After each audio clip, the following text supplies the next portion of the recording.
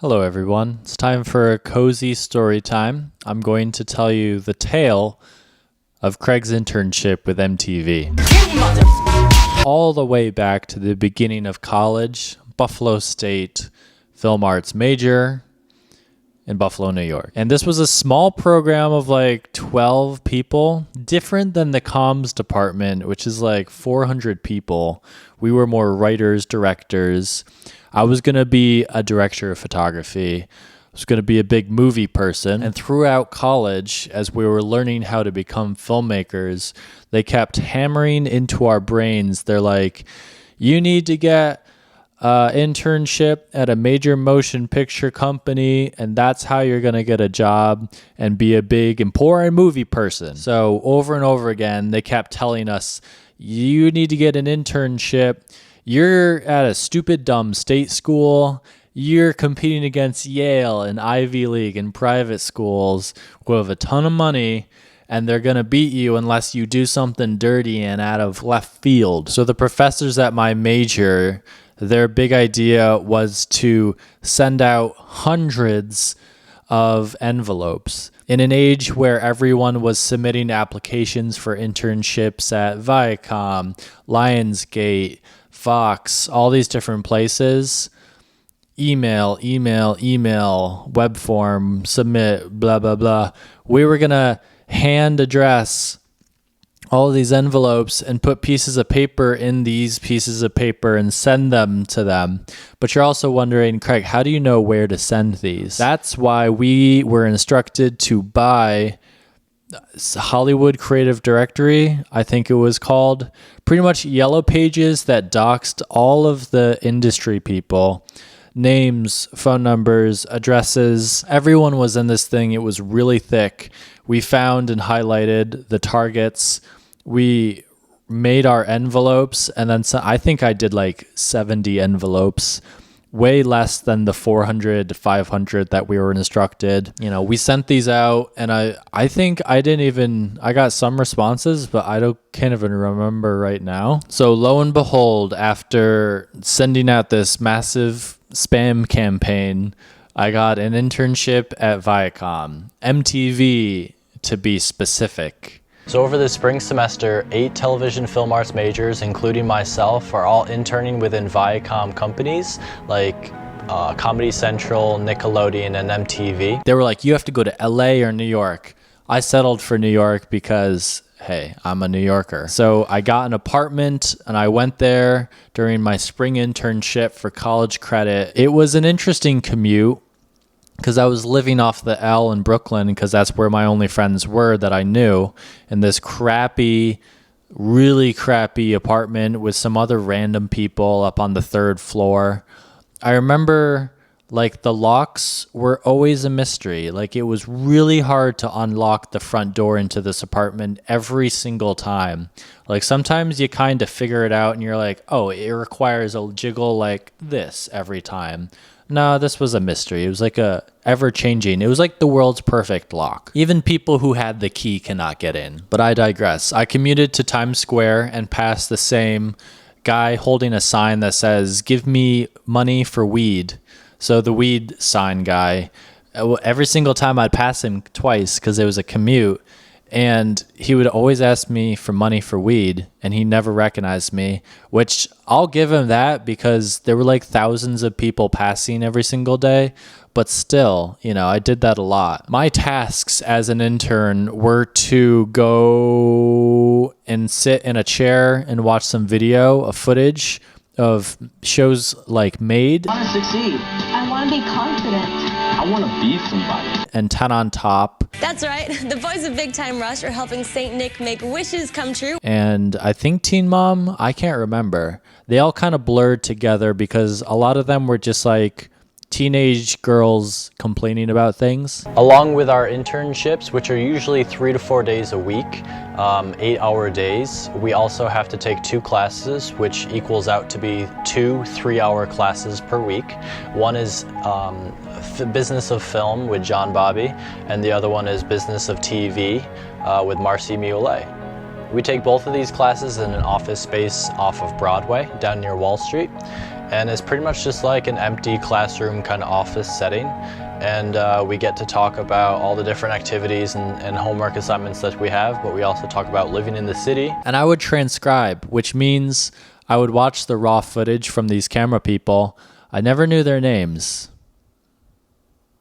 And I would type out, like, that's important. I would type out exactly word for word in like a format. And I distinctly remember like one of the older interns who got a job there was like, hey, here's a little tip. Download VLC player because you can play back video at like 0.75%.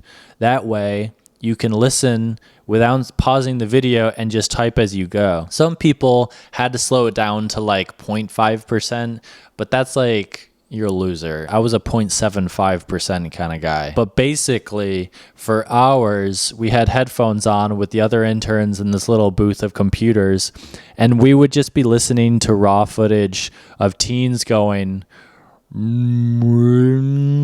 Becky, why would you do? So my responsibilities were steadily increasing.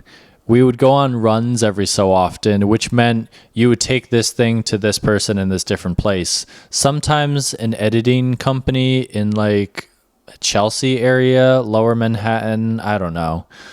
I would basically play Risk on my phone with the Risk app as much as I could during these runs. And I guess probably in hindsight, I should have remembered people's names, been pleasant regardless of how mediocre my task was, asked questions, worked to get along with the other interns because they were in my same situation as well. But hey, I was a dumb little shit kid. Like, I was a college student, but I was pretty dumb compared to now in hindsight.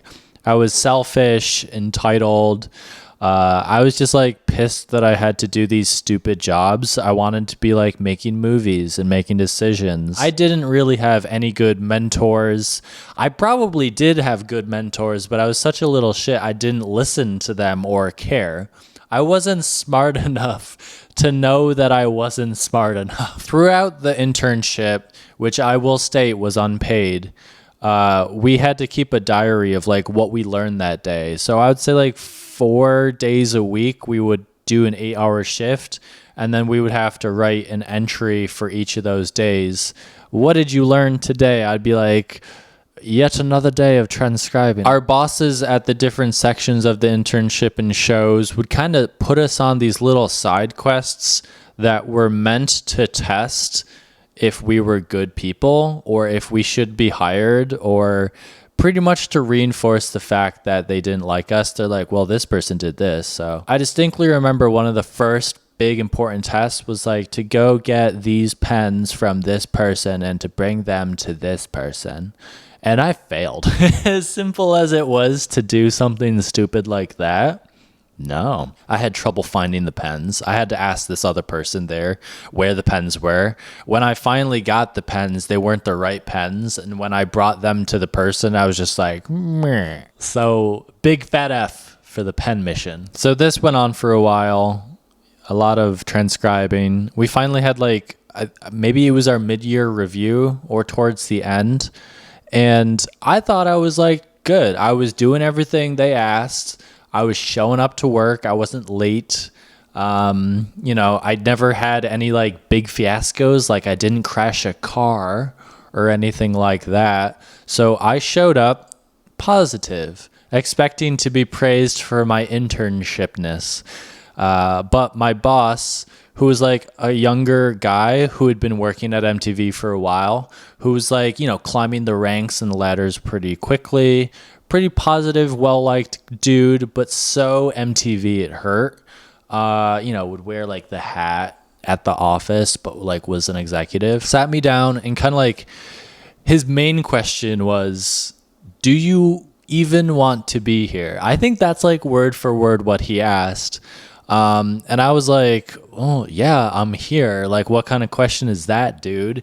Are we done with this? Can I go back to transcribing? But he kind of like broke down every situation that was like meaningless to me, but actually had like deeper meanings, and like demonstrated to him and everyone else at MTV that like I was so out of it. I didn't give a shit.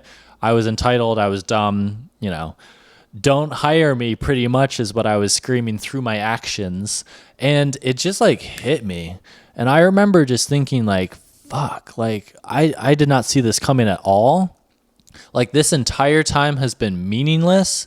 I thought that I was going to like get a job here and like this was it. Like I was killing it, but it was the exact opposite. I was fucking up. Immediately after that meeting, I remember leaving the building and just walking through Times Square, completely a wreck, crying, sobbing. And I don't know if you have seen this before as a New Yorker, but if you see someone crying in public in New York, especially Times Square, it's like, ooh, red flag, like don't talk to that person. Like, ooh. New Yorkers typically don't help out a dude crying in public. I immediately checked out from that moment on. I handled things completely poorly. In hindsight, one of the most important things that I'm sure they were looking for is like how you deal with feedback, especially negative criticism. Like, do you go out and cry in Times Square or do you like listen and try to like reflect on that and set and forward a plan to change and grow and not do that shit again? So, I probably made the wrong decision by going out in Times Square and passing the asking money for weed guy while sobbing. He didn't care. He just wanted money for weed. And yeah, I also want to reinstate the fact that this was an unpaid internship. I was doing this and spending money in New York City to do this, completely wasting my own time. And it ended. And I went back to school in Buffalo State, finished up that semester as quickly as possible, and then just moved on with my life. Didn't even go to my graduation. Never thought about the internship ever again. I don't have my graduation plaque or paper or whatever. Like, I kind of checked out from college, from internship, from that entire idea of getting a job and working for a place like that right after that meeting. So it was like a big changing point for me. The main reason why I wanted to share this story with you is because I do get a lot of questions about people asking whether they should go to college and then if they should do internships and if I did one and what was my experience, which you know now, but also mainly because I had an experience a couple weeks ago at a coffee shop in Brooklyn, Devoción, one of the best, that completely completed this story, full arc. I was sitting there minding my own business, enjoying a $6 pour over cup, when someone comes up to me and is like, Kraig. And I look up and it's the boss. It's Hat Dude, executive MTV himself, coming up to me, remembering my name. And I'm like, oh, it's you. I was surprised that one, he remembered my name. Two, could pick me up out of just like that coffee shop or remember my face. And three, shit, like you made me cry, dude. So we caught up really quickly.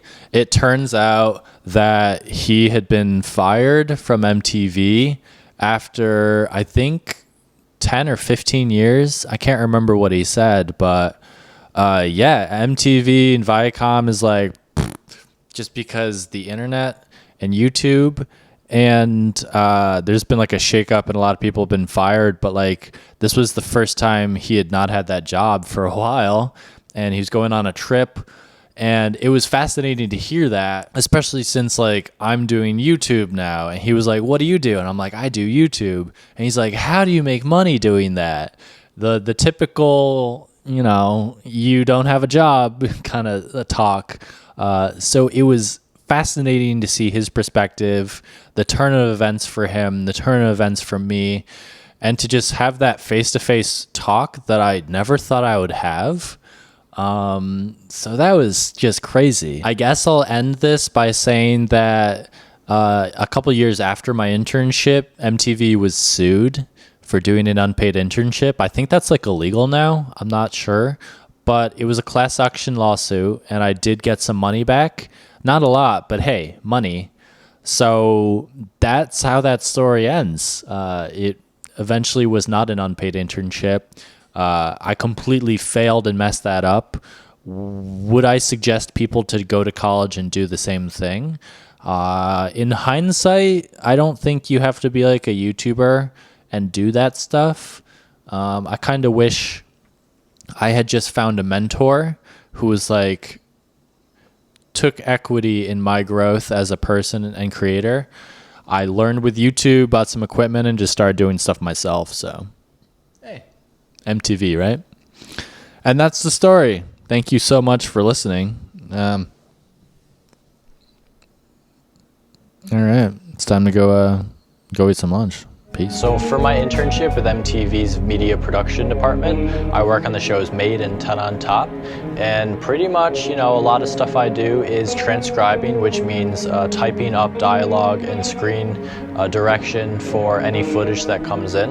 I also do a lot of runs, which is moving tapes back and forth between buildings, picking up mail, doing different stuff like that, regular intern stuff. But then we also get to really talk to the people who work there every single day, do little tasks that can help them with their individual projects or interviews or studio shoots that they're doing. And we also get to sit in on meetings with the EP and all the associate producers and assistant producers for different shows and episodes. So it's nice to see the behind the scenes as far as that.